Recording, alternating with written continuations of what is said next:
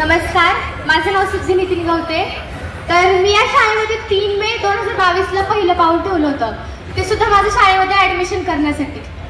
त्याच्या अगोदर मी मराठी शाळेत होते, जिल्हा परिषदच्या खरावाडीच्याच. तेव्हा मला वाटायचं की रोडच्या पलीकडे जे हायस्कूल आहे ते शाळेमध्ये काय असेल. तर आता त्याचं उत्तर मिळतं की शाळा नाही आहे, एक स्वर्ग आहे जो भविष्यात माझ्यासाठी अविस्मरणीय ठरणार आहे. या स्वर्गात मी 8वीला प्रवेश घेतला होता. 8वी 9वी 10वी अशी 3 वर्ष मी या शाळेत होते आणि हीच 3 वर्ष माझ्या आयुष्यात एक 3 तासाचा चित्रपट तयार करून गेली. हाच 3 तासाचा चित्रपट मी अगदी तुम्हाला 5 मिनिटात सांगणार आहे.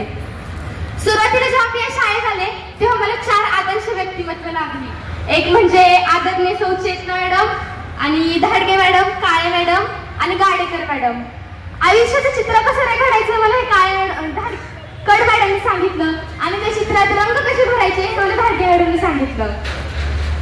आयुष्यात उंच भरारी घ्यायची हे काळे मॅडमनी सांगितलं, तर ती भरारी कशी घ्यायची हे गाडेकर मॅडमनी शिकवलं. या 4 आदर्श व्यक्तिमत्वांमुळेच मी 8वीची शिष्यवृत्ती परीक्षा उत्तीर्ण करू शकले.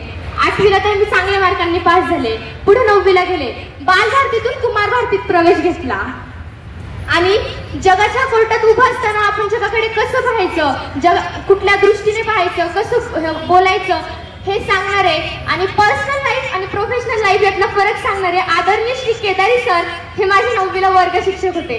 त्यांच्याकडून मला बरंच काही शिकायला मिळालं. जन्म जरी 19व्या शतकातला असला तरी विचार मात्र 20व्या शतकातला असणारे ठाणगे सर, ममाळे सर आणि जाधव मॅडम हे मला वेगवेगळे विषय शिकवायला होते. यांनी शाळेच्या विषयाबरोबर मला व्यावहारिक ज्ञान तर दिलंच. त्याच्यानंतर शाळेच्या गणिताबरोबर मला आयुष्याचं गणित शिकवणारे तौर सर हे माझे गणिताचे शिक्षक होते. त्यांनीही भरपूर काही शिकवलं. या जगात हे जग कसं निर्माण झालं हे सांगणाऱ्या लोकांमध्ये मराठी विषय शिकवता शिकवता हे जग का निर्माण झालं याचे धडे देणारे बोराटे सर मला मराठी विषयाला होते. त्यांच्याकडून तर शब्दही सापुरेत एवढं त्यांनी काही काही शिकवलं. या सगळ्या आदर्श व्यक्तिमत्वांमुळेच मी 9वी सुद्धा चांगल्या मार्कांनी पास केली. पुढे 10वीला आले. असं तर 10वीचं वर्ष खूप भारी असतं, खरंच भारी पण असतं, पण ते जितकं भारी असतं तितक्याच लवकर संपतं सुद्धा. मला जे 9वीला शिक्षक होते तेच मला 10वीला होते. त्या 10वीलाही त्यांनी चांगलं शिकवलं, चांगला अभ्यास चालला. आता बोर्डाच्या परीक्षेसाठी मी जेव्हा फक्त आम्हाला समाजशास्त्र विषयाला योगिता मॅडम आल्या, मग विषय शिक्षिका चेंज झाल्या फक्त. आणि सहलीला मला एक गोष्ट जाणवली, खरं तर मुलींना योगिता मॅडम आवडत नाहीत, त्या ओरडतात म्हणून, पण त्या जेवढा ओरडतात ना त्याच्या त्या दुप्पटपटीने चांगल्यात, प्रेमळ आहेत हे मला सहलीला जाणवलं. या 10वीच्या वर्षामध्ये मला मित्रमैत्री सुद्धा खूप भेटले. जीवाला जीव देणारे, अडचणीत माझी मदत करणारे खूप मित्रमैत्रीण होते. आता मला एक प्रसंग सांगायचा आहे. मी जेव्हा 7वीला होते तेव्हा निरोप समारंभाला आपल्या शाळेचे अध्यक्ष श्री प्रकाश शेतखरावी हे सुद्धा तिथे उपस्थित होते. तेव्हा त्यांनी त्यांच्या बाबतीत एक प्रसंग सांगितला होता. त्यांनी त्यांच्या शालेय जीवनात फक्त 1 तास मार खाल्ला होता.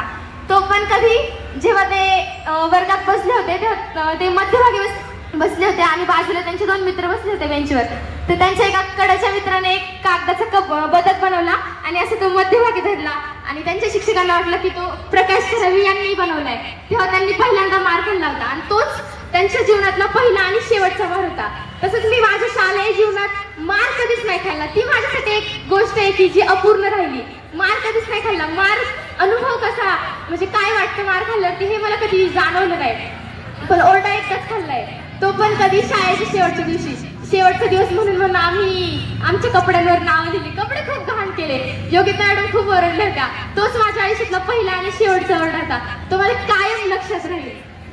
कदाचित त्यांच्या लक्षातही असेल की त्यांनी सांगितलं होतं म्हणून, पण माझ्या तरी लक्षात आहे. या जे मित्रमैत्रिणी आहेत, पक्के मित्रमैत्रिणी, त्यांना तर आयुष्यात नक्की भेटायचं.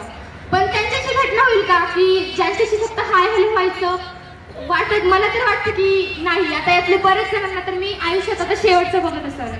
काय करणार, गेले ते दिवस आणि राहिल्या त्या आठवणी. शेवटी याच आठवणी आयुष्यामध्ये आपल्या चेहऱ्यावर हसू आणतात.